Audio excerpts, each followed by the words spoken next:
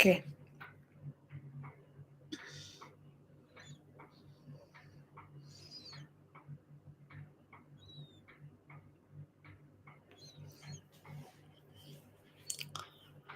Oke, selamat malam teman-teman, terima kasih bagi yang sudah nonton. Ya di sini, yang pertama sekali dalam soal kehamilan, yang saya mau share adalah, dalam video-video sebelumnya itu kita sudah membahas tentang kunjungan ANC, yang untuk terupdate saat ini adalah kunjungan ANC. Kita tahu kalau yang lama, kunjungan ANC itu adalah 4 kali, selama kehamilan. Di mana pada trimester 1 kali kunjungan, trimester kedua 1 kali kunjungan, dan di trimester ketiga 2 kali kunjungan.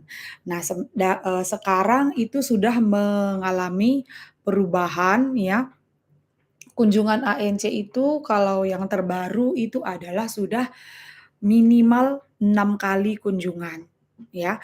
6 kali kunjungan, di mana kunjungan yang, pada trimester 1 itu adalah 1 kali sama bidan dan 1 kali sama dokter. Nah, untuk trimester kedua tidak ada perubahan, tetap 1 kali. Dan trimester ketiga itu 2 kali sama bidan dan 1 kali sama dokter. Jadi kalau selama ini kunjungan ANC yang kita bahas dalam soal-soal dan yang selalu diterangkan itu adalah minimal 4 kali kunjungan dengan rumus 1, 1, 2. Nah, sekarang yang terbaru kunjungan ANC itu adalah 2, 1, 3. Ya, di trimester 1 itu ada 2 kali kunjungan, 1 kali sama bidan, 1 kali sama dokter. Dan di trimester 2 tetap 1 kali, dan di trimester ketiga dia, 2 kali sama bidan, 1 kali sama dokter. Itu adalah untuk jadwal kunjungan ANC. Jadi mungkin, bagi teman-teman yang menonton video-video yang lama, di situ kunci jawabannya selalu bahwa, kunjungan ANC itu jawabannya adalah minimal 4 kali. Nah, selain itu saya mau infokan juga kepada teman-teman kalau kunjungan ANC itu adalah 4 kali kunjungan ANC yang teori lama dan 6 kali kunjungan ANC di yang, terbaru ini, itu adalah kunjungan minimal ya, kunjungan minimal yang, harus dilakukan ibu selama kehamilan. Tetapi ada jadwal kunjungan ANC yang, ideal ataupun yang disarankan, yang seharusnya dilakukan oleh ibu hamil. Nah, jadi jadwal kunjungan yang seharusnya itu adalah sampai usia kehamilan 28 minggu ataupun trimester ketiga, itu kita, eee, anjurkan ibu itu melakukan kunjungan ANC setiap 4 minggu sekali ataupun sekali sebulan. Ya, itu adalah jadwal kunjungan ideal ataupun jadwal kunjungan yang dianjurkan. Nah, jadi nanti dalam kita menganalisis soal itu, kita perhatikan ya, kita perhatikan, soalnya itu, eee, soalnya itu dia yang ditanya apakah kunjungan minimal ataupun kunjungan yang dianjurkan.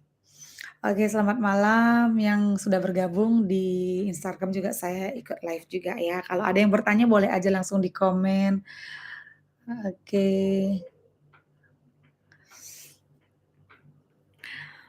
Jadi kalau yang ditanya nanti di situ adalah kunjungan yang, dianjurkan ataupun kunjungan idealnya, atau misalnya soalnya itu seperti ini, ibu datang pada usia kehamilan, eee, 20 minggu gitu ya. Kapankah jadwal ibu kunjungan berikutnya? A, 2 minggu lagi 2 minggu kemudian, B, 1 bulan kemudian, C 1 bulan kemudian, atau D 2 bulan kemudian, kira-kira seperti itu. Nah, jadi kembali di sini harus kita ingat rumus tadi, kalau usia kehamilan masih kurang dari 28 minggu, maka dia seharusnya datang itu setiap 1 bulan sekali, artinya 4 minggu kemudian, ya. Kalau ditanya yang jadwal kunjungan kapan seharusnya ibu datang. Nah, mmm, tetapi kalau misalnya usia kehamilannya sudah trimester 3, ya, trimester 3 itu adalah 28 sampai aterem, 7 bulan sampai aterem. Aterem itu adalah 37 minggu sampai 42 minggu, itu adalah usia kehamilan aterem, ya. Jadi kita ingat, kalau misalnya dia sudah 37 minggu, itu sudah aterem. Kalau kurang dari 37 minggu berarti prematur atau preterm. Dan kalau dia sudah lebih dari 42 minggu, berarti sudah postdet atau postmatur ataupun serotinus, nama istilah lain daripada postdet. Ya, jadi kalau usia kehamilannya sudah 32 minggu, ibu datang melakukan kunjungan ANC. Kapankah ibu harus melakukan kunjungan lagi? Nah, kembali ingat rumus yang tadi. Kalau dia sampai 28 minggu adalah setiap 1 bulan sekali ataupun 4 minggu sekali dia harus melakukan kunjungan. Tapi kalau dia sudah trimester ketiga, 28 sampai aterem, 28 minggu sampai aterem, dia dianjurkan melakukan kunjungan ANC itu setiap 2 minggu sekali. Ya.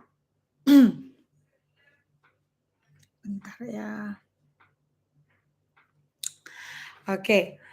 Jadi, kalau dia sudah 28 sampai 36 minggu ya, 28 sampai 36 minggu dia disarankan melakukan kunjungan itu setiap 2 minggu sekali. Dan kalau sudah aterem ya, sudah 37 minggu. Nah, kalau sudah 37 minggu, maka dianjurkan melakukan kunjungan itu setiap 1 minggu sekali. Itu adalah untuk jadwal kunjungan ANC yang ideal ataupun yang dianjurkan ataupun yang disarankan. Nah, kemudian, selain itu ya, dalam asuhan kehamilan ya, yang perlu juga dipahami bersama, adalah komplikasi-komplikasi yang sering ataupun yang sering muncul dalam,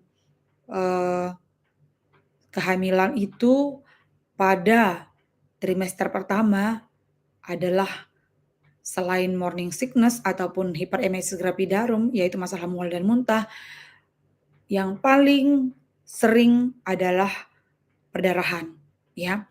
Nah, jadi perdarahan itu kita harus memastikan bagaimana kondisi ataupun, keluhan gambaran klinis yang ditampilkan oleh ibu, ya. Kalau misalnya perdarahan itu kurang dari 20 minggu, nah itu berarti mengarah kepada abortus, ya.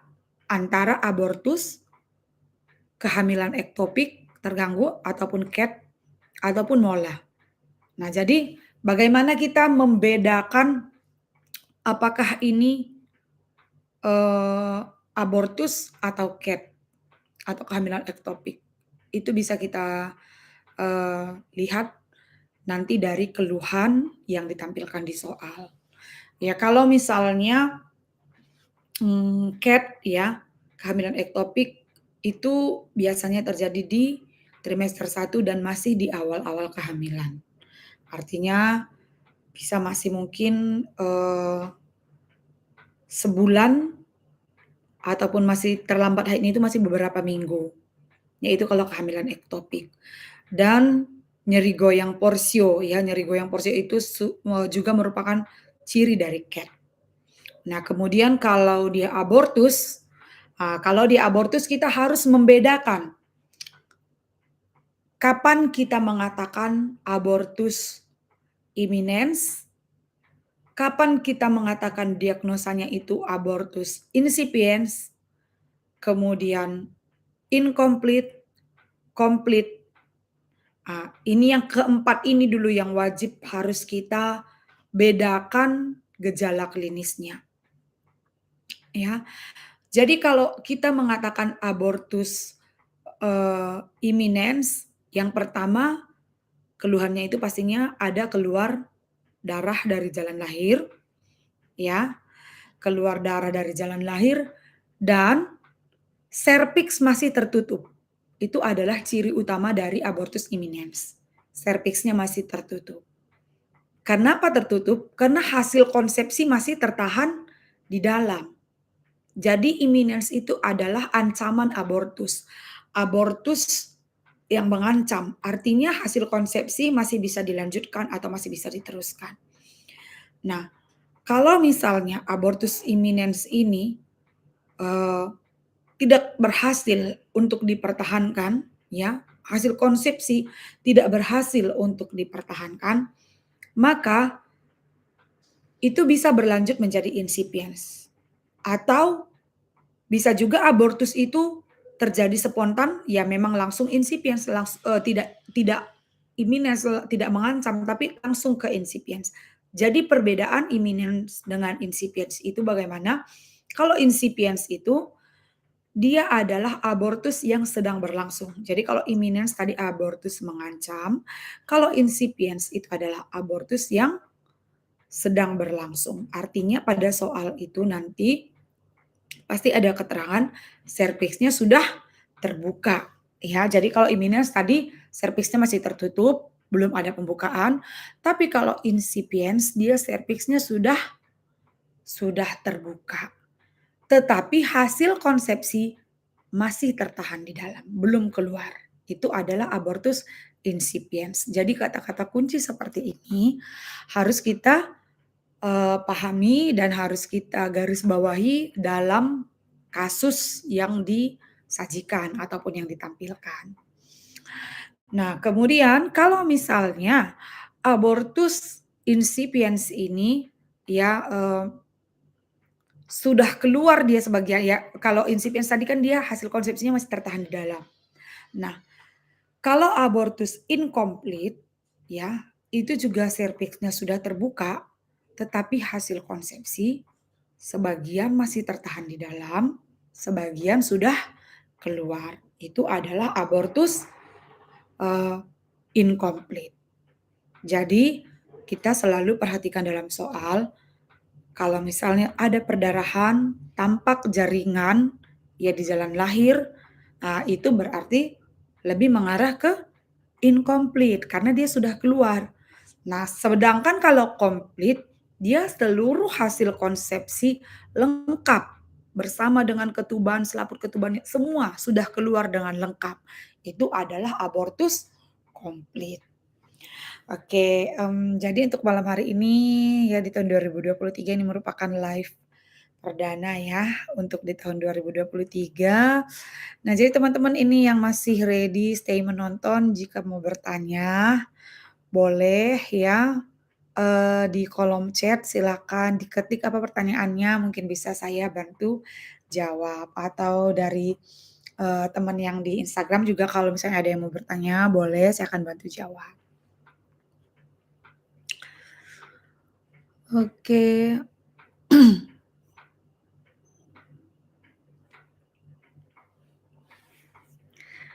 Yang dari YouTube juga ya kalau misalnya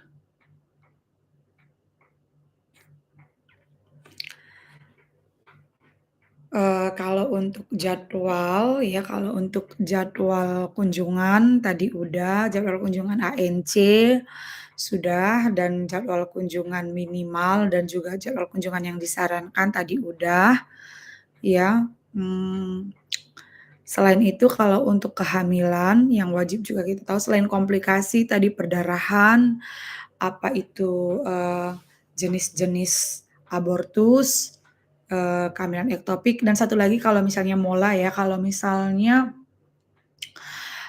mola hidatidosa ya, kalau mola itu ciri utamanya itu adalah tinggi fundus uteri itu akan lebih tinggi dari usia kehamilan. Nah, artinya, kita harus hafal ataupun kita harus tahu, eee, tinggi fundus uteri yang normal. Ya, kita harus tahu tinggi fundus uteri yang normal. Nah, jadi tinggi fundus uteri yang normal itu kita, hitungnya itu seperti yang saya sudah ajarkan pada video-video sebelumnya yang ada di-up di YouTube ya. Kalau dia 6 bulan ya ataupun 24 minggu, itu adalah setinggi pusat ya, dan dia, turun-turun 1 bulan ya, turun-turun 4 minggu ya, artinya kalau 6 bulan setinggi pusat, 5 bulan 2 jari di bawah pusat, 4 bulan pertengahan pusat dengan simpisis, 3 bulan dia 2 jari di atas simpisis. Itu adalah untuk tinggi fundus uteri.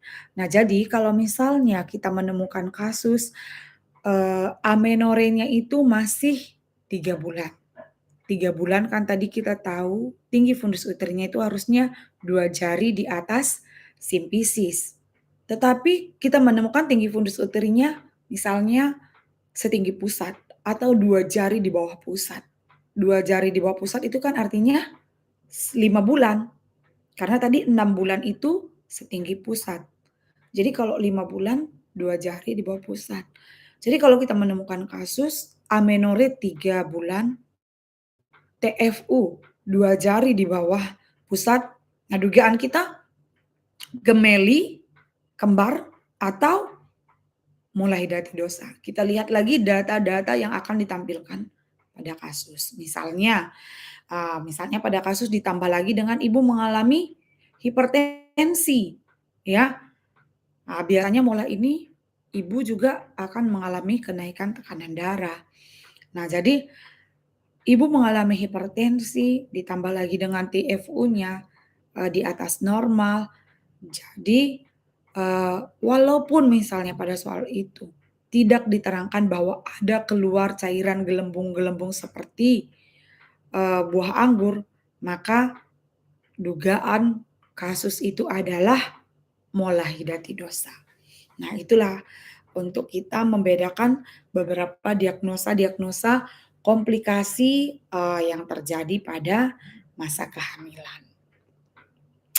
Oke, udah 22 menit ya kita live, sepertinya malam ini masih belum, rame ya karena memang masih, jadwalnya juga masih belum begitu dekat, ya jadwal UKOM kan sekitar bulan 9 ya, yang terdekat ini jadwal UKOM bulan 9 dan untuk jadwal P3K belum ada info resmi kapan akan diadakan ujian P3K walaupun mungkin ada info-info ya dalam waktu dekat belum ada pengumuman resmi kapan akan diadakan. Jadi mungkin teman-teman masih belajar santai ya. Oh iya, ternyata masih ada yang stay nontonnya di YouTube ya. Novalinda, Juli ada UKOM Ibu. Oh iya, Juli ada UKOM ya. Jadi yang UKOM di bulan Juli udah bisa lah ya untuk lebih intens lagi, lebih aktif lagi, lebih semangat lagi belajarnya. Oke, teman-teman dari Instagram, Dartavini, selamat malam. Kalau ada yang mau ditanya masih seputar kebidanan, boleh di kolom chat ya atau di komentar, biar saya bisa bantu sharing. Ada bimbel nggak Ibu? Ada, ya kan di YouTube kita ada bimbel ya. Jadi kalau misalnya info bimbel boleh langsung aja di chat ya ke nomor WA admin 0812 12 49 52 94 0812 12 49 52 94. Oke, kalau misalnya teman-teman ada yang mau bergabung di kelas bimbel supaya belajarnya lebih efektif ya, lebih intens lagi, diskusinya juga lebih interaktif, ya boleh langsung WA, admin di 0812 12 495294. Ibu hebat, mantap, makasih ilmunya Ibu, berkat bimbel Ibu, saya lulus P3K. Makasih Ibu. Oh iya Dartaf ini, thank you, selamat ya. Semoga lebih banyak lagi yang teman-teman yang menyusul nanti untuk ikut dan lulus P3K. Karena yang kalau 2020 PNS ya SKB. Jadi sekarang kan, udah nggak ada, hampir tidak ada lagi info akan dibuka CPNS. Jadi sekarang kan P3K. Ya jadi kalau P3K ini memang hampir ya murni gitu ya, soal-soalnya itu tentang kebidanan, ya tentang kebidanan. Jadi, ya mau nggak mau harus benar-benar ya semangat belajarnya. Makasih Bu, saya sudah lulus Ukom, Ariatis Tumeang. Oke, selamat ya Ariatis Timeang. Aduh, saya sangat senang bisa berbagi, sharing ya, semakin banyak yang lulus, semakin banyak yang bermanfaat ilmu ataupun materi yang saya bagi, rasanya sangat senang sekali. Dan kalau misalnya ada yang mau ikut bergabung di bimbel, boleh langsung di WA aja di nomor WA admin. Bimbelnya itu kita adakan sekali daftar aja kita udah akan ikut include semua sampai 1 tahun, sampai Desember 2023. Dan kalaupun sudah selesai, kita biasanya masih tetap boleh ya, boleh join dan masih tetap boleh bergabung di grup bimbel tersebut, dan kita akan selalu aktif sharing, bagi-bagi, soal ya di situ, soal-soal Ukom dan juga soal-soal kebidanan, dan juga kadang-kadang sharing-sharing yang lain, informasi kesehatan seputar kebidanan. Dan, kita akan latihan tryout ya, sampai 10 kali latihan secara mandiri, dan sudah disediakan kunci jawaban untuk setiap, tryout yang dibagi itu. Dan kalau misalnya ada yang belum paham ataupun soal dalam tryout itu tidak dimengerti, boleh bisa langsung di-capture, kemudian di, eee, japri ya, di chat, dan akan saya kirim voice penjelasannya, atau kita bisa bahas bersama di grup bimbel. Sejauh ini ya cukup banyak sekali rata-rata teman-teman yang sudah, kalau Ukom saya katakan hampir 100% ya, jarang sekali yang gagal Ukom.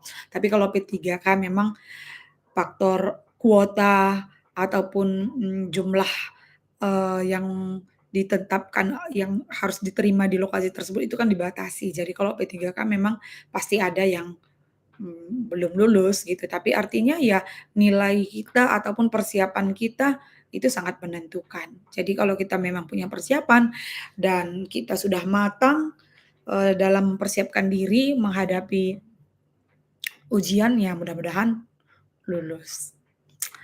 Oke teman-teman, ya sepertinya masih, santai-santai belajarnya ya, nggak ada yang bertanya, jadi saya rasa untuk live perdana kita kali ini, sekian aja dulu info yang saya bagi. Jadi nanti kalau misalnya, mau lebih banyak lagi soal-soalnya, boleh langsung ditonton di YouTube Illness Mind Official, atau boleh langsung bergabung di kelas bimbel privat online. Thank you bagi yang sudah nonton, selamat malam, salam sehat buat kita semua.